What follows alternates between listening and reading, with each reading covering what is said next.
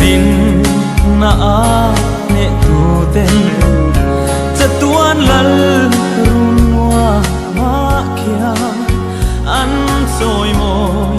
na lal lukhum chu himinan ha i suan ro